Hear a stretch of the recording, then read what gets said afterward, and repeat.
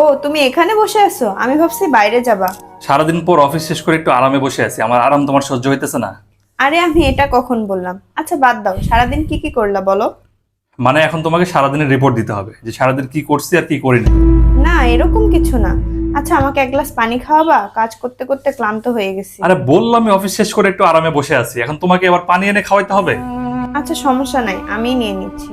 আর শোনো, যদি পারো আজকে একটু বাইরে থেকে খাবার অর্ডার করো, অনেকদিন তো বাইরের খাবার খাওয়া হয় না। দেখো সোমাইয়া, বাসাতে সব ধরনের খাবার দাবার আছে, তুমি চাইলে নিজে বানাই নিয়ে খেতে পারো। আমার স্যালারি এত বেশি না যে 2 দিন পর পর তোমার পেছনে টাকা উড়াবো। আচ্ছা ঠিক আছে। আমার কালো শার্টটা কোথায়? জমির কাগজ? এই সোমাইয়া, তোমার আব্বা তোমার নামে জমি লিখে দিছে? হ্যাঁ। বলো কি, এটা তো রাস্তার পাশের ওই জমিটা, মিনিমাম 10-12 লাখ টাকা শতক হবে, অনেক টাকা তো তাহলে। তুমি আমাকে আগে বলবা না?